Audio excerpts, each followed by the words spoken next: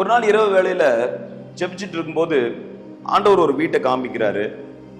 ஒரு ஒயிட் கலர்ல ஒரு கதவை காமிக்கிறாரு. அந்த ஒரு விஷன் மாதிரி தெரியுது. ஒரு சில சர்ப்பங்கள், ஒரு சில ஆவிகள் அந்த வீட்டை டிஸ்டர்ப் பண்ற மாதிரி பார்க்குறேன்.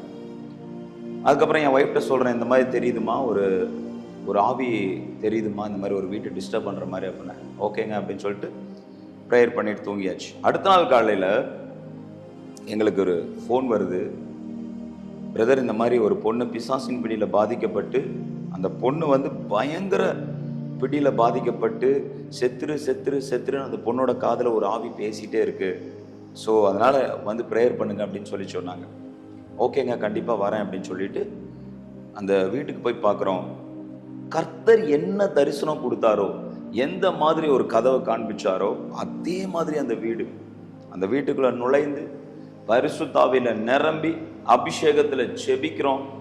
நல்ல கர்த்தரை துதிச்சு ஆராதிச்சு மகிமைப்படுத்தும் போது கர்த்தருடைய வல்லமை இறங்கி வந்துச்சு. அந்த அன்பு மகளை ஆண்டவர் தொட்டு அப்படியே விடுதலை கொடுத்தார். ஹல்லேலூயா. கர்த்தருடைய வல்லமை இறங்கி வந்து அந்த சகோதரிக்கு விடுதலை கொடுத்தது. விடுதலை ஆனதுக்கு அப்புறம் அவங்களுக்கு ஒரு புது பைபிள், அதாவது பார்த்தீங்கன்னா நல்ல ஒரு ஸ்டடி பைபிள் அவங்களுக்கு வாங்க ஆண்டவர் உதவி செஞ்சார். அதை வாங்கி நல்லா படித்தாங்க. படிக்கும் பொழுது அந்த வாழ்க்கை கட்டி எழுப்பப்பட்டது. இன்னைக்கு ஏதோ பிசாசை துரத்துறதுங்கிறது ஏதோ ஒரு மேஜிக் கிடையாதுங்க. வசனத்தின் மூலமாக வாழ்க்கை கட்டி எழுப்பப்படுறோம். ஆமென்.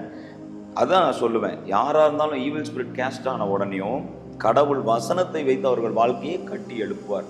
அப்படி அந்த மகளுடைய வாழ்க்கையை ஆண்டவர் கட்டி எழுப்பி இருக்கிறார். அதாங்க இயேசு கிறிஸ்து. கர்த்தர் நமக்கு விடுதலை கொடுக்க வந்திருக்கிறார். நம்ம வியாதியிலிருந்து, நோயிலிருந்து, பேயிலிருந்து இயேசுவால நமக்கு பரிபூர்ண விடுதலை தர முடியும். ஆமென். God bless you.